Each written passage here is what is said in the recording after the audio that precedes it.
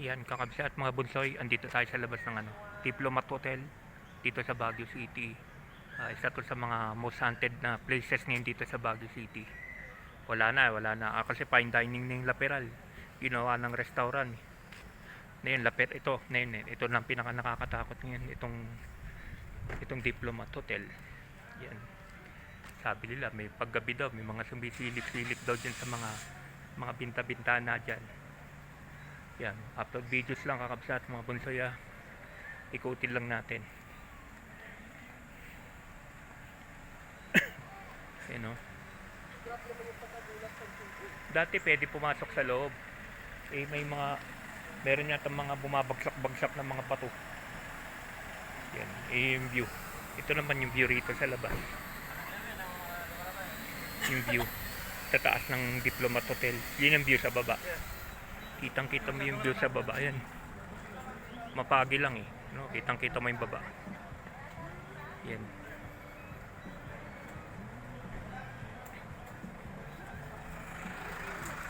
Yan yung buong ikutin natin to. Tapos may part dito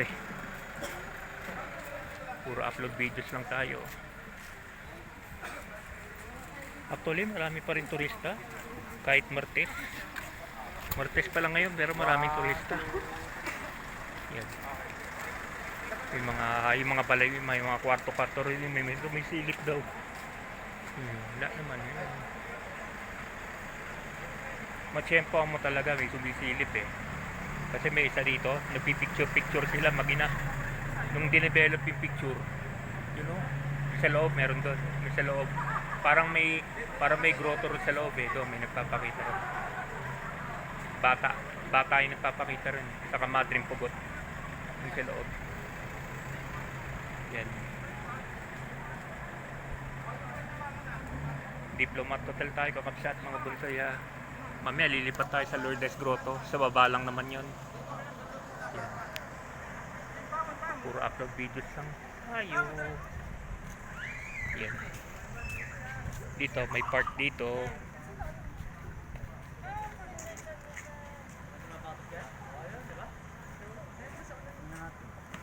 Palat yung mukha mo, look mo. Hindi ganoon. Isa pa. Huwag mo na yung size yun. Kapal mo Dito yung part ko. Dito yung part. Yung part dito sa may yung part dito sa may Diplomat Hotel. Yan.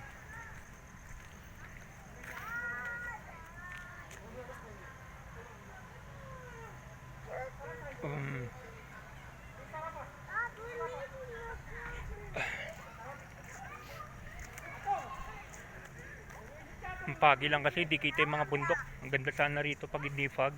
Maganda, kitang kita yung mga bundok. Kitang kita sana yung mga bundok dito kung hindi mafog natatakpan ng mga puno. Yan. Upload videos lang kakabsat mga bunsoy. Yan. Nandito tayo sa part dito sa may Diplomat Hotel yan. Private property na kasi yun. Pag dinerecho mo, hindi na pwede. Hanggang dito lang talaga. Kaya ikutin pa natin. Ikutin natin tong Diplomat Hotel. Tapos lipat tayo sa Lourdes sa baba.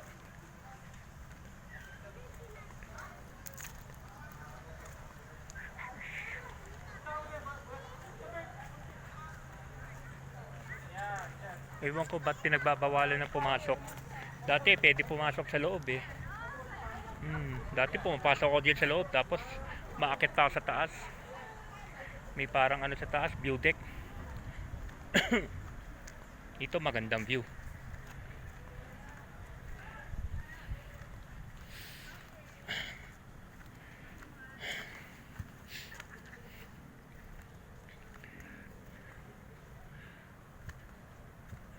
Ganda ng view.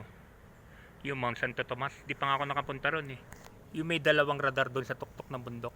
Next time talaga pupuntahan ko yan. Mount Santo Tomas yun Yung may dalawang radar doon sa tuktok ng bundok. Santo Tomas yan. Pupunta tayo dyan one time.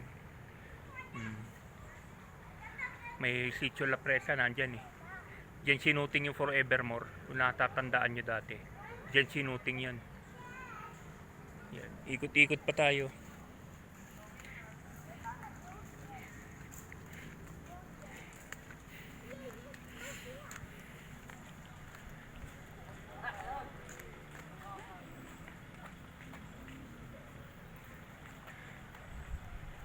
Bukas to, 5, alas 5 bukas na siya. Ang sarado niya alas 6 ng gabi. Yan. Kung gusto mo mag-overnight, mag-ask ka ng permission sa mayor's office. Yung mga nagka-camp out dito, mga nag-overnight dito, ganun. Overnight. Mag-hili sila ng permit sa mayor's office para makapag-overnight.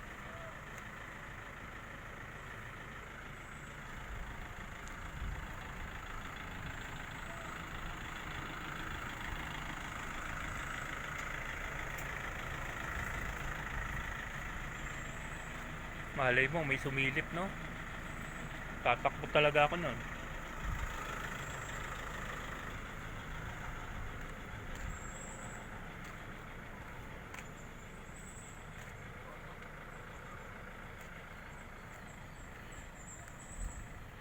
Ito naman, front garden nila.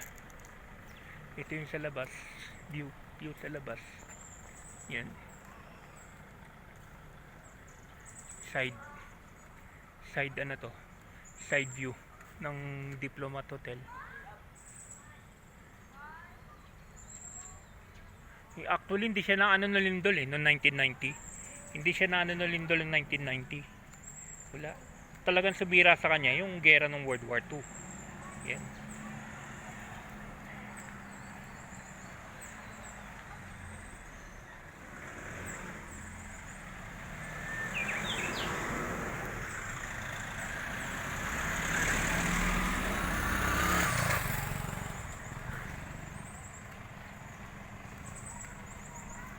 Yan, kakabsat mga bunsoy, out na natin to.